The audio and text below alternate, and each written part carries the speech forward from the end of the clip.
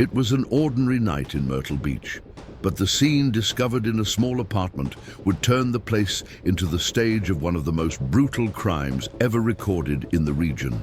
Blood splattered across the walls, a young body lying on the floor, and a butcher's knife abandoned on the couch were pieces of a macabre puzzle that shocked not only the community, but also the most seasoned investigators. Who could have committed such an atrocity against a 20-year-old girl, full of dreams and at the start of her career? And why would someone resort to such disproportionate violence, leaving behind traces of rage and cruelty in every detail? The answers, though painful, were hidden in each piece of evidence. This was a personal attack, driven by fury and dark motives that would soon be exposed. Heather Stigliano had moved to Myrtle Beach just 2 months earlier, chasing new opportunities as a singer. When her family lost contact with her, they asked police to check her apartment on 3rd Avenue North. What the officers found was horrifying. Signs of a struggle, broken nails, scattered clothes, and a body marked by beating, stabbing, and strangulation. The contrast was disturbing. Amid the savagery, someone had placed a pillow beneath her head, as if a strange moment of compassion had emerged after the massacre. Detectives quickly realized this was no ordinary crime. The autopsy revealed multiple forms of violence: blunt force trauma, knife wounds, and signs of asphyxiation. This combination pointed to overkill, a term used to describe attacks where the perpetrator goes far beyond what is necessary to cause death, leaving no doubt about hatred or obsession. Every mark, every wound, every attempt to wipe away blood in the apartment pointed to someone who knew Heather, someone carrying rage or resentment. As the first clues were collected, one question remained. Who could have turned the promising life of such a beloved young woman into a scene of unimaginable horror? The answer began to emerge when the medical examiner took over the case, bringing with him the expertise of reading bodies that, even in silence, still tell stories. Heather's death struck her family like a sudden storm. Nothing had indicated imminent danger. She was a dreamer, loved by all, who had moved to Myrtle Beach to pursue music. Her sister described the feeling as if part of her own life had been ripped away. The pain came not only from the brutal murder, but also from the shock of losing someone so close without warning. Detectives examined the small space where Heather lived. Clothes were thrown about, drawers left open, and her purse and documents missing, suggesting a staged robbery. Yet the pillow beneath her head stood out, clean, free of blood, placed after the attack. A contradictory gesture, as if the killer wavered between hatred and regret. In the bathroom, traces of cleaning revealed a failed attempt to erase blood. The medical examiner concluded that Heather had been dead for 4 to 6 days. The scene was a mixture of savagery and concealment, frenzied blows, an effort to disguise the crime, and at the same time, a nearly human detail in positioning the pillow. To investigators, this duality suggested that the killer was not detached. There was emotion, rage, and perhaps guilt. From that point, the investigation demanded more than technical evidence. They needed to understand who Heather was, who was around her life, and who might have had motives to see her dead. The line between a crime of passion and sheer savagery was still thin. But one thing was certain: every clue was drawing detectives closer to a killer who had left behind both violence and contradiction. Heather's body was examined by Dr. Jamie Downs, a medical examiner trained by the FBI in excessive violence cases. He noticed yellowish abrasions on her chest and abdomen, strange marks that caught his attention. When he studied her t-shirt, he found linear imprints made with blood.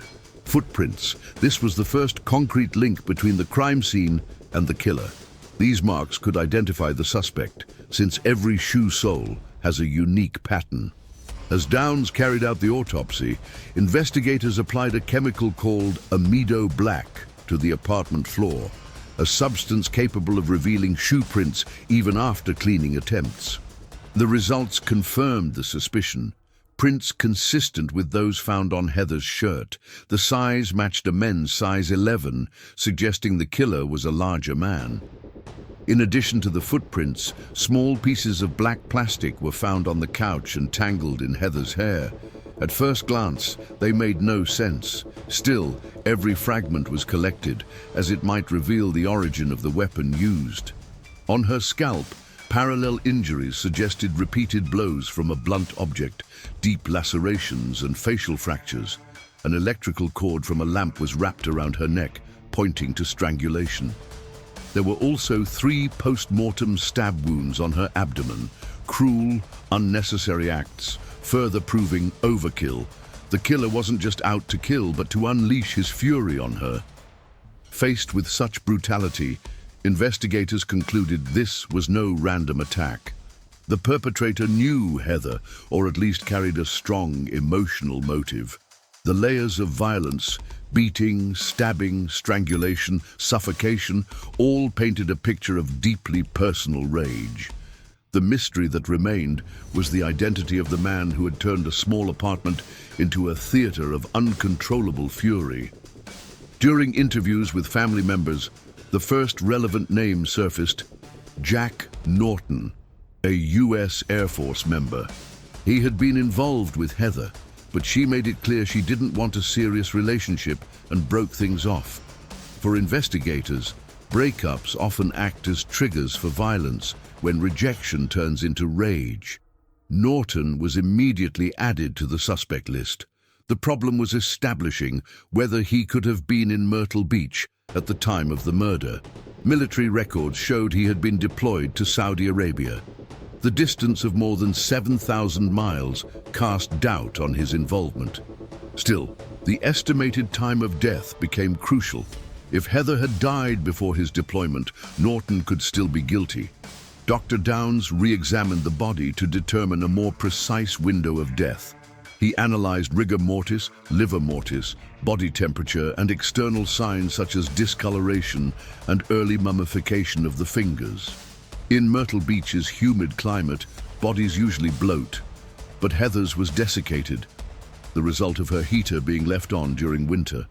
This allowed the examiner to narrow the time of death to 4 to 6 days before discovery, a time frame that excluded Norton as a suspect. With that result, the initial suspect was eliminated. Though frustrating, every elimination meant one step closer to the truth. Investigators now turned to others in Heather's social circle. Among friends, acquaintances, and co-workers, the next piece would soon surface. The puzzle was far from solved, but boundaries were beginning to take shape. The killer wasn't a stranger, he was someone within Heather's orbit. With Norton ruled out, attention shifted to another man in Heather's routine, Chris, a construction worker. He had met her in Myrtle Beach and occasionally slept on her couch, paying her for the favor. The relationship seemed friendly, but it was enough to place him under scrutiny. At the time her body was found, police needed to check whether Chris could be involved. Located in Lexington, South Carolina, Chris claimed he hadn't seen Heather in weeks. He said he alternated between construction jobs in different towns and stayed at her apartment only when in Myrtle Beach. He even claimed to be working on a hotel project during the time of the murder. Initial checks confirmed his alibi, but police weren't ready to dismiss him without comparing him to physical evidence. The most critical clue remained the footprints. The killer's shoes were size 11. Chris wore size 8. The mismatch was enough to rule him out. Additionally, there was no evidence placing him in the apartment at the estimated time of death. Still, police pressed him about anyone else who might have had issues with Heather. Chris said he didn't know of anyone, describing her as sweet, naive, and without enemies. Though cleared as a suspect, his involvement opened another path. If he wasn't guilty, he might know someone indirectly who was. That realization widened the suspect pool, and new revelations were about to surface. When police feared the case was stalling, Heather's mother brought a decisive revelation. She said her daughter had confided that she was sexually assaulted at a Halloween party. The event took place at an Air Force base, attended by co-workers. Heather reportedly fell asleep after drinking, and in her vulnerable state, a man took advantage of her, climbing into bed beside her and raping her.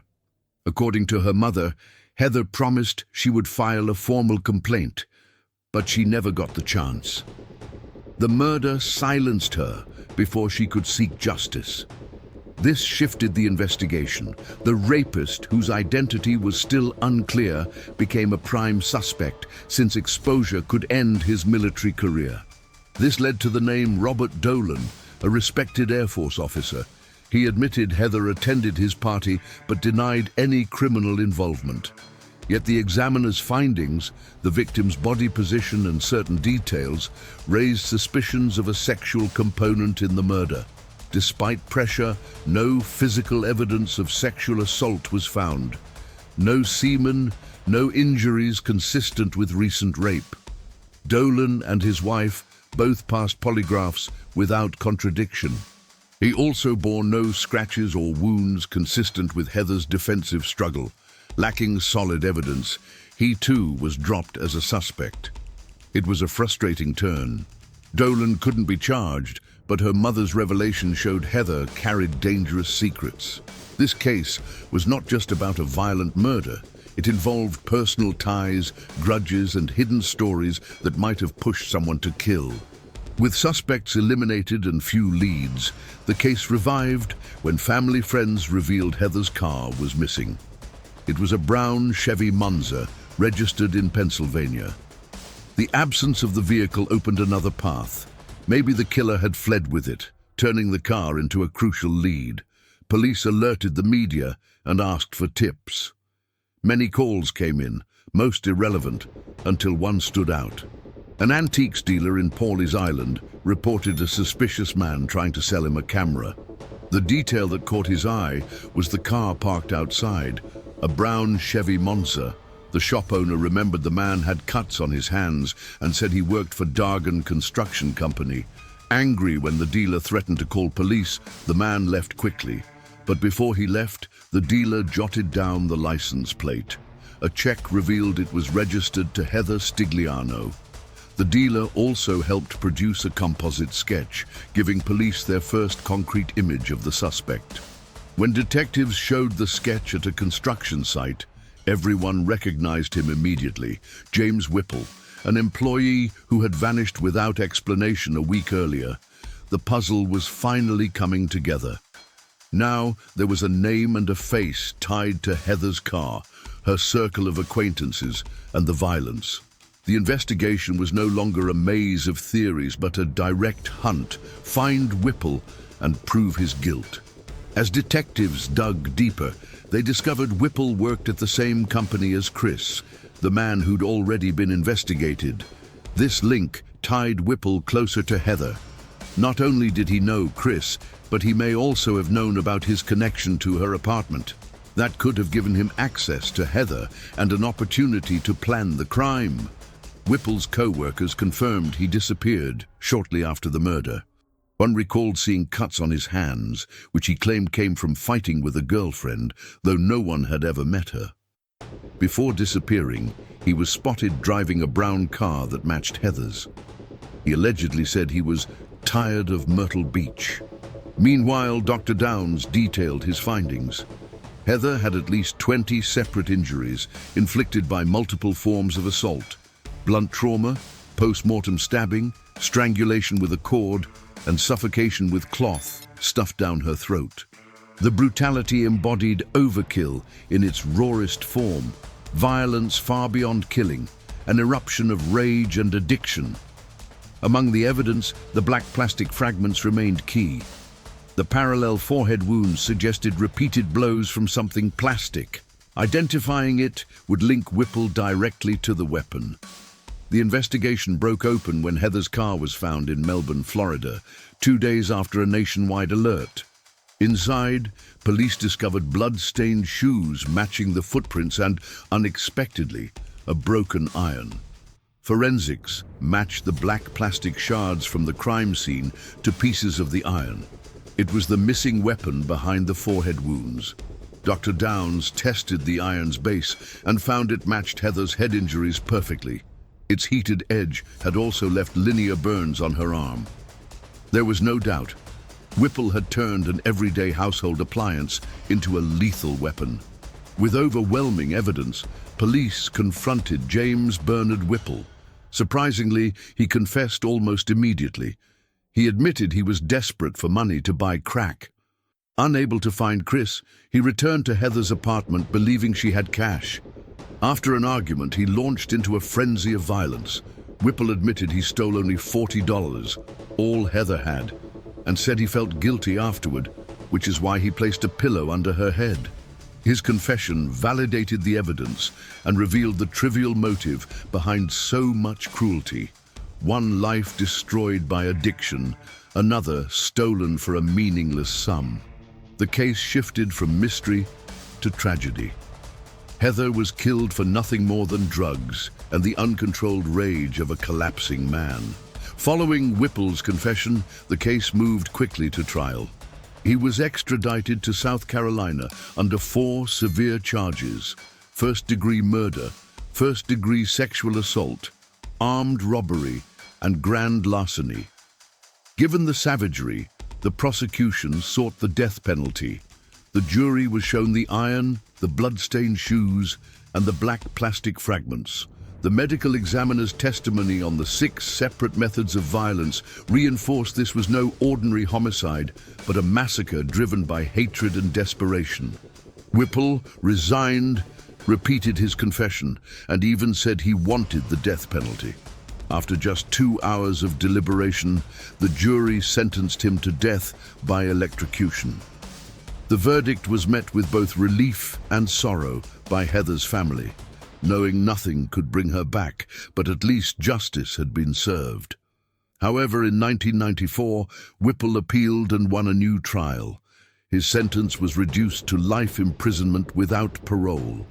Though execution was off the table, he would remain behind bars for the rest of his life.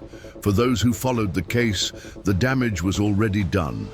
Heather's life had been stolen, and no sentence could ever fix that. For Heather's family, the pain never faded.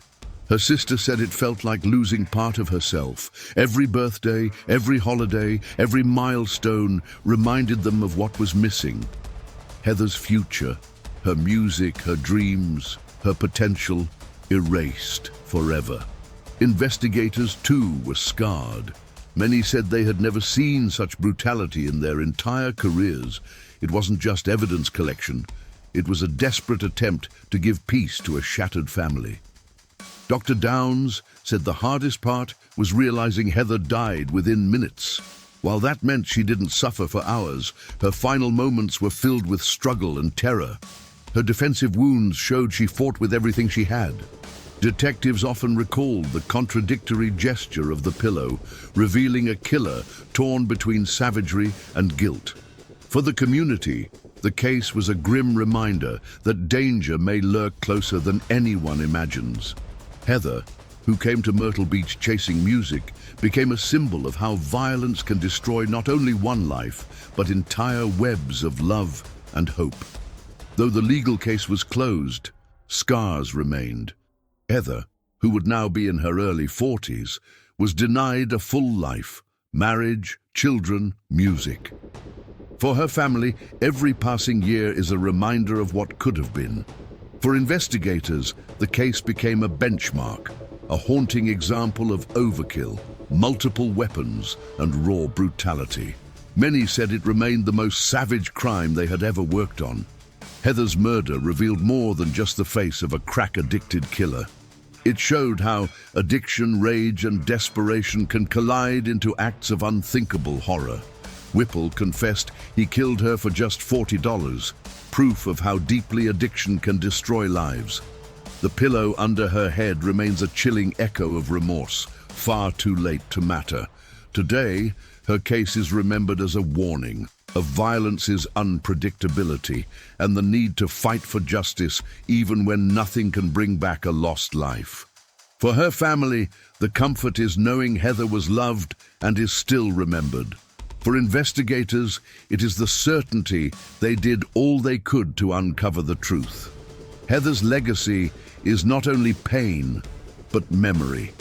Her story, marked by talent and tragedy, remains alive as a reminder of life's fragility and the need to resist indifference in the face of violence. Enjoyed this case? Don't forget to subscribe to the channel for more true crime stories like this.